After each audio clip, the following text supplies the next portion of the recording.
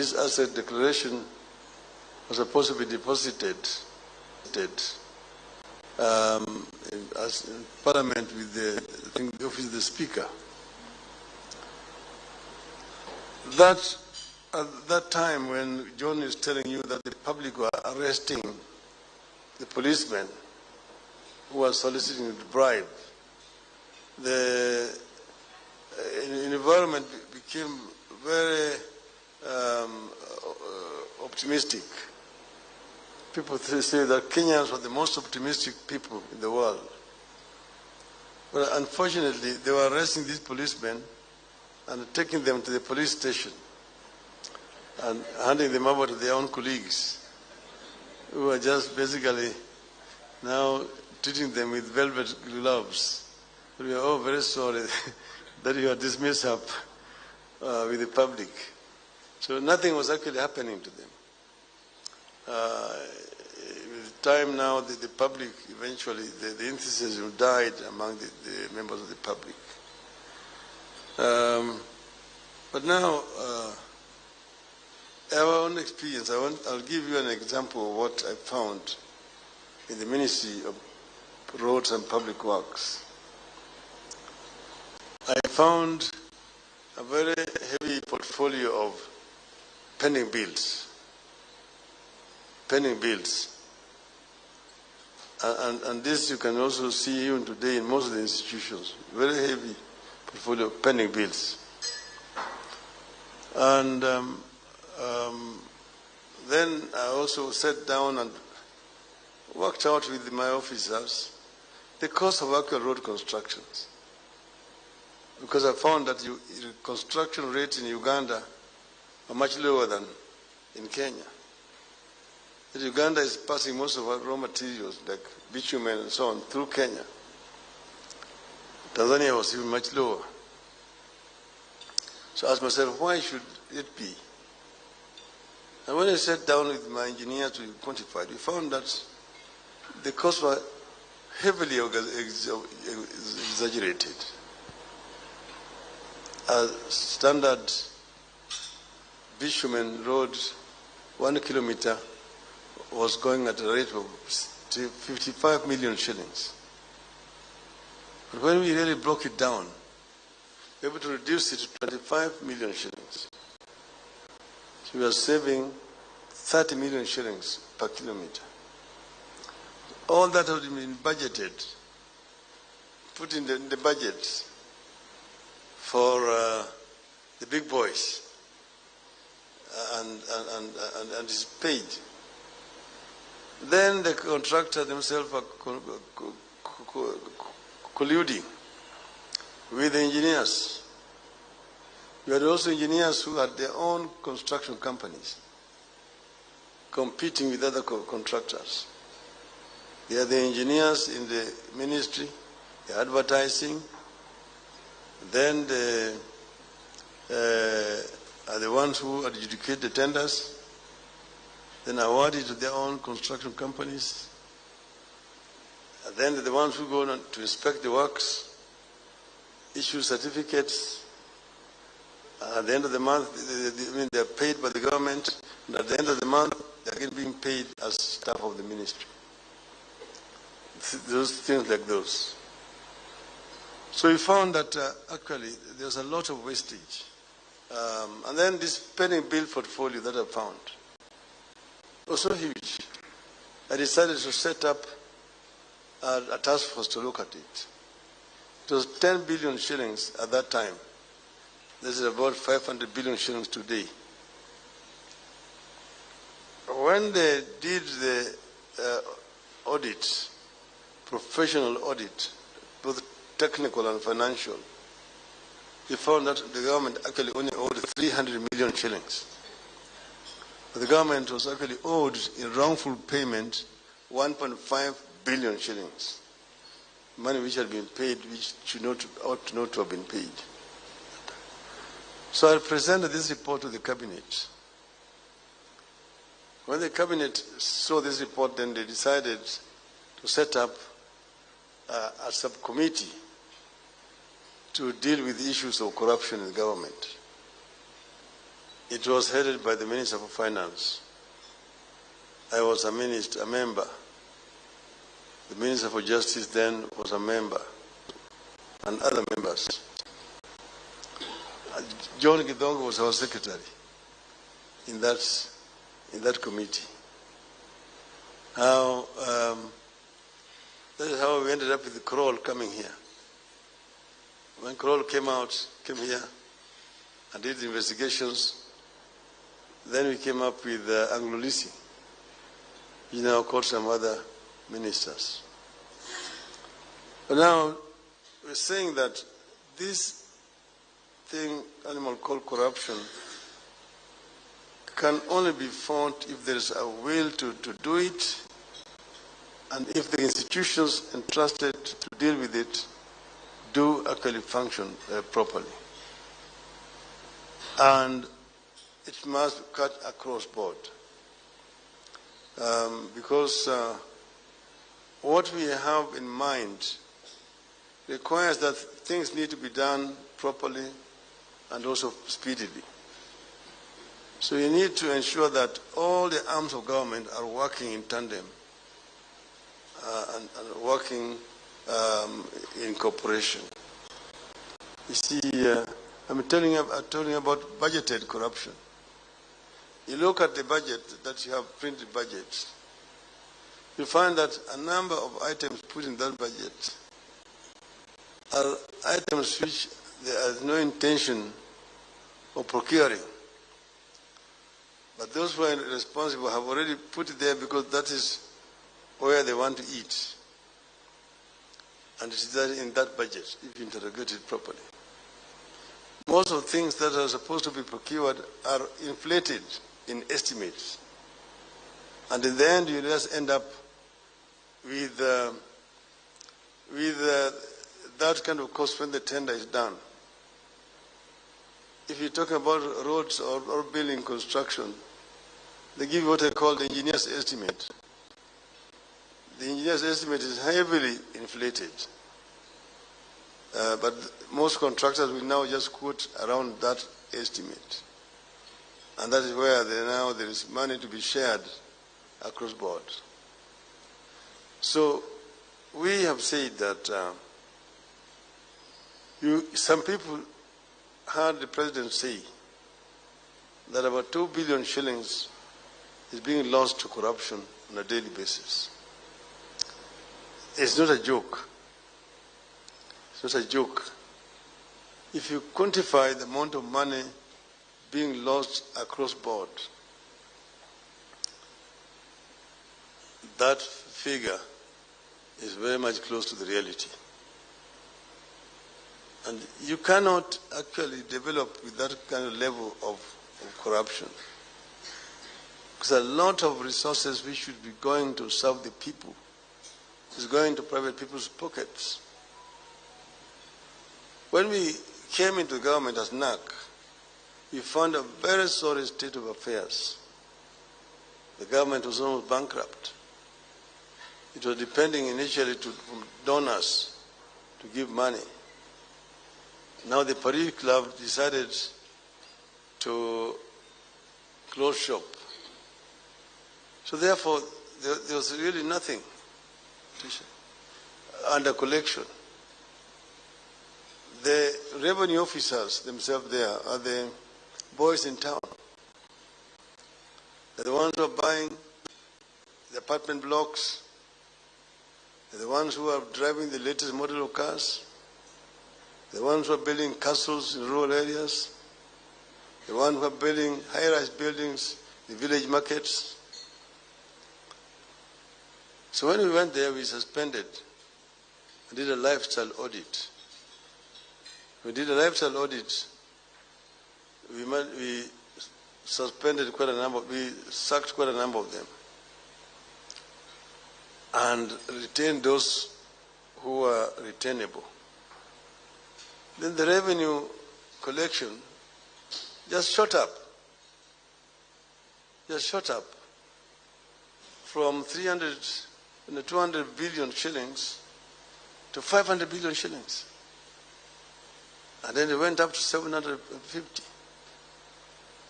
then it's 900. Within a very short period of time, eventually we now were able to finance most of our budget from internal revenue, particularly development budget. 95% was purely from internal revenue. We dealt with the issue of procurement, of revenue collection, and then the issue of procurement. Because each and every ministry has got a procurement officer, seconded from the Treasury. And there was a requirement under the Nyayo government that any procurement above 100,000 shillings will be done competitively. Meaning you have to advertise in 3 newspapers. There must be at least 3 bidders, and you pick the lowest. Each and every procurement officer had 3 companies registered. And now there's a cartel. Education supplies health. Health supplies agriculture. Agriculture supplies roads. Roads supplies water, and so on and so forth. So in any bid, there will be 3 bidders, all belonging to one person. That's how it was. And then the prices will be inflated so that you share with the mother ministry. So that is how it was. A lot of money was being wasted. In the end, we now had sufficient money for our development. But then, let me conclude by telling you about this issue of the bypasses, because it brings me to talk about the judiciary. The role of the judiciary, the whole of this game. Because I think that the judiciary is a very important institution in governance. And it can help, or it can also impede the work of the government. We found that when we wanted to do these bypasses, and we hired a consulting company from South Africa. They did the designs, and we were working from old records. We realized that the previous government had also planned to do some roads in the town. And in 1970-71, there were gazette notices basically classifying those areas as road reserves.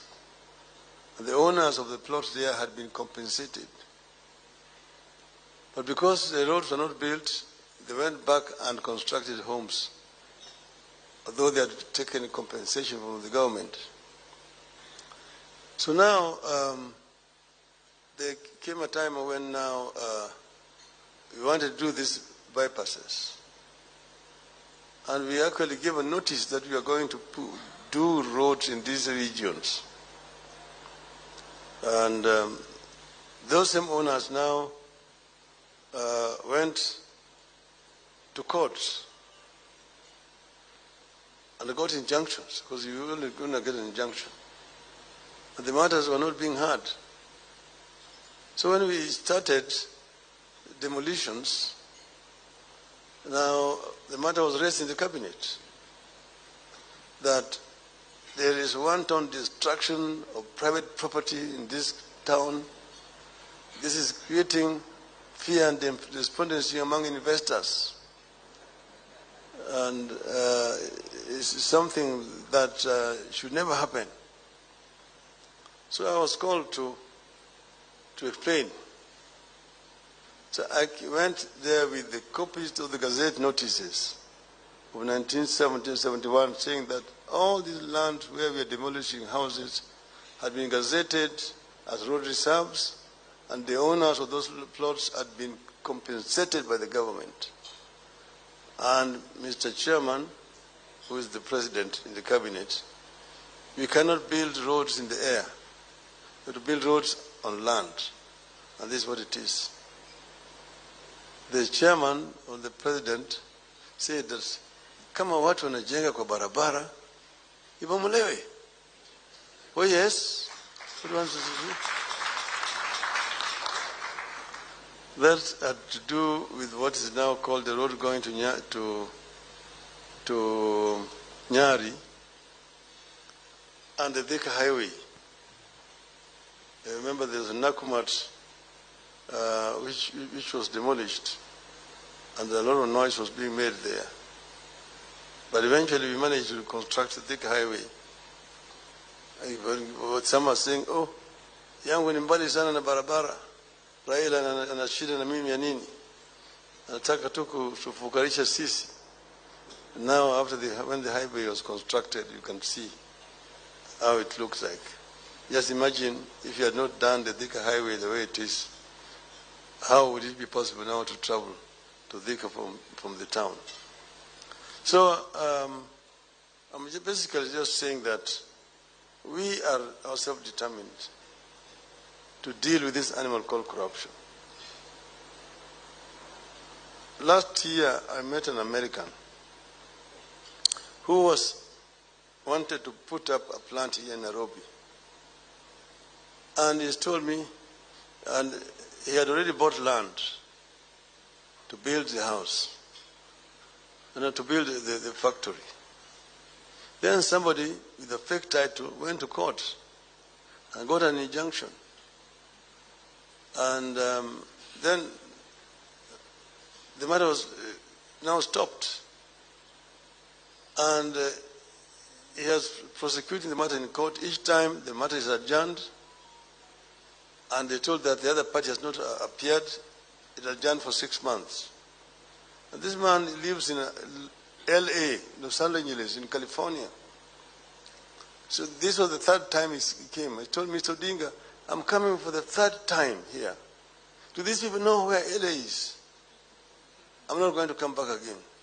You see, so recently I had a meeting with European businessmen in town. They told me that, look, our big companies want to come and invest in Kenya.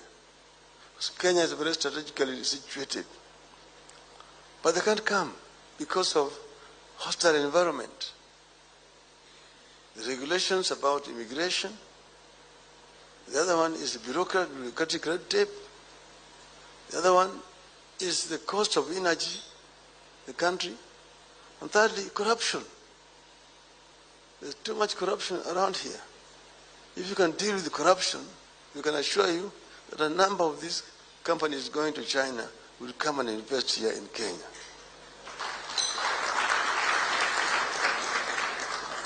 So you're saying, you see, we are very strong on industrialization. And it's not just theory. We know that we can actually make Kenya a manufacturing hub in the whole of this Eastern Africa, but only if we tame the corruption. So as Martha has said, we are going to have a conversation, even with our judiciary, that our judiciary has to also come along and play along. Because the way you see things, the judiciary behaving, sometimes is not in the best interest of the people.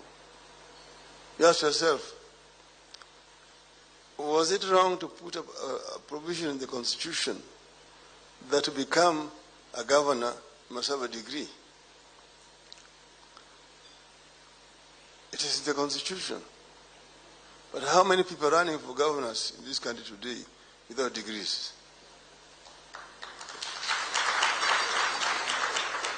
Thanks to our judiciary. I think they actually graduate with A+. And as far as that is concerned, thank you very much.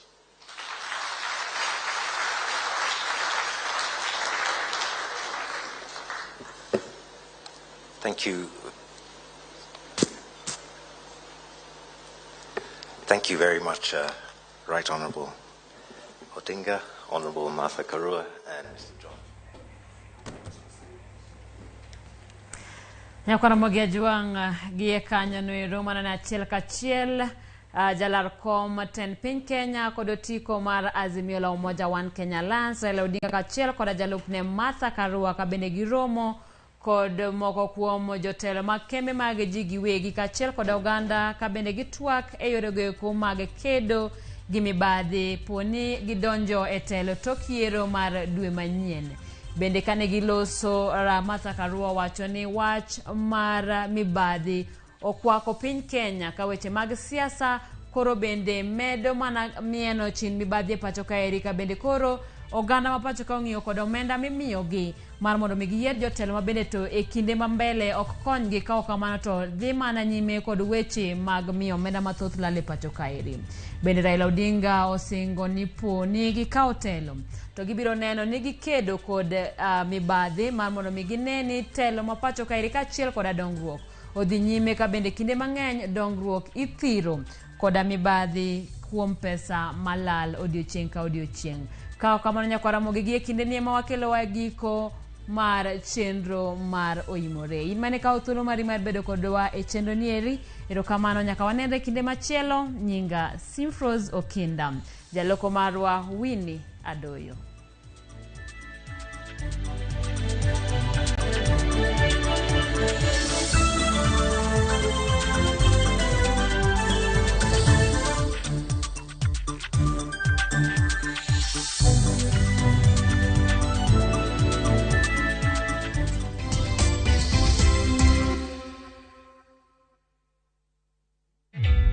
Introducing a new way to earn cash every time you buy